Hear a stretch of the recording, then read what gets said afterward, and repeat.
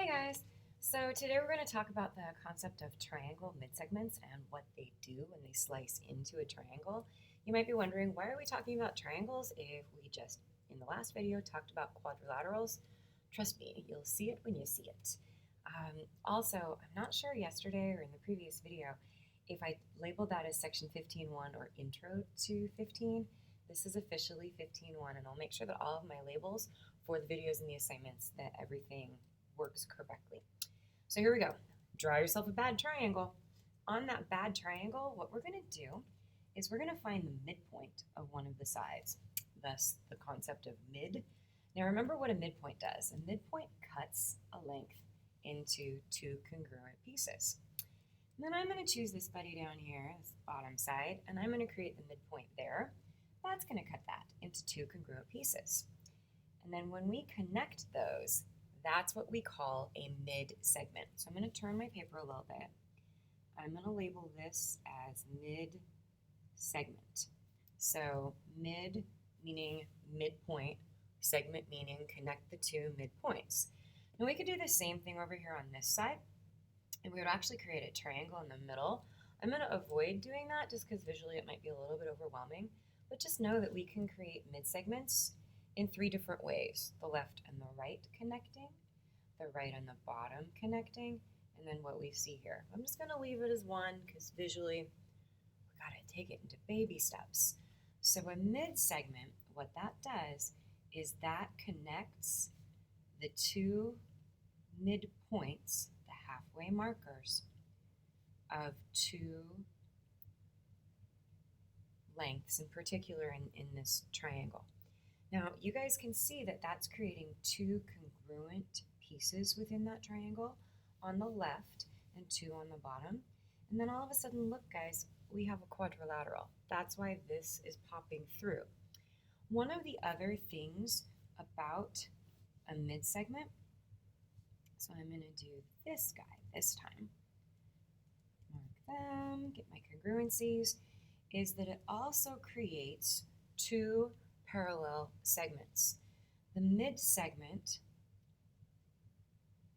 will be parallel, remember that symbol, to the base opposite. That's kind of nifty, and that's actually going to help us out quite a bit. There is another thing. The mid-segment and the base, they actually have a connection. If we do 2 times the length of the mid-segment, that is going to be equal to the base. So that's kind of cool. Now I'm going to do a couple of examples on this note page, and then I'm going to move forward and I'm going to utilize our assignment paper. And so typically what you guys are going to see is that you're going to notice I'm going to do the evens, and then you guys will be assigned the odds. That way you have examples and hopefully enough help to get you through. I really miss you guys asking me questions and throwing out numbers. Man, I have to do all the work now.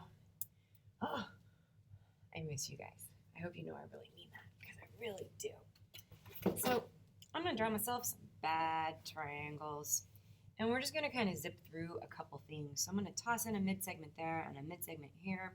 Ooh, pretend that was the middle. Bam, we got a mid-segment. I'm going to tell myself they're parallel because, you know, my drawing can't prove it. And here we go. So I'm just going to say it. Somebody give me a number. 4. All right, I'm going with 4. Thanks. You guys always choose 4 first. Do you realize I didn't know this? I have watched it. I heard it. So that guy's 4. Guess what? So's that, because these are congruent. Okay, somebody else give me another number. 7. Okay, we're going with 7. So I'm going to tell you, I hope that made you laugh because I feel really stupid for doing that, but just go with it. I'm going to put in a 7 right here. And oh boy, I'm going to make it up. I don't quite know how it's going to work. It might be kind of screwy. I'm going to say that over here we have x plus 3. I'm going to go simple. Can we go solve for x? Yeah, because this is a mid-segment. So those two are congruent. So x plus 3 has to be equal to 7. We can solve that. We could do that in our sleep. You might even be sleeping through these videos. I don't know. I can't flick you in the head anymore. I miss you guys. So x is 4. So I hope that kind of clicked. Let's take a look at some problems off of our assignment now. So I'm going to scoop my note page. That's how I scoop things. And here's what your assignment looks like. Remember, you guys are going to be assigned the odds. Everything will be uploaded into Classroom. You're going to be good to go. And I'm going to do some of the evens. So it says find the missing length indicated. Well, we need to find T to U. Hey guys, we've got 2 congruent sides here, so that's a midpoint. 2 more sets congruent, another midpoint.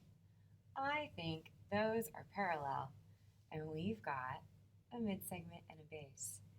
So I'm going to name TUX because it's just my way of doing things. If we double the midsegment, we get the base. So 2 times the midsegment equals the base.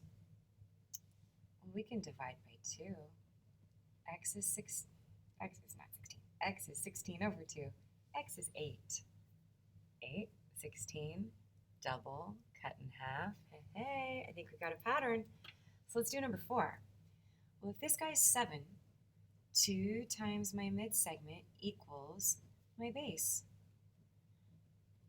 Double it. This guy's 14. Not bad, huh? But you know it's going to get worse. Here we go. Great.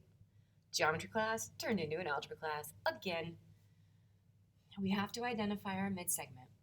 2 times our midsegment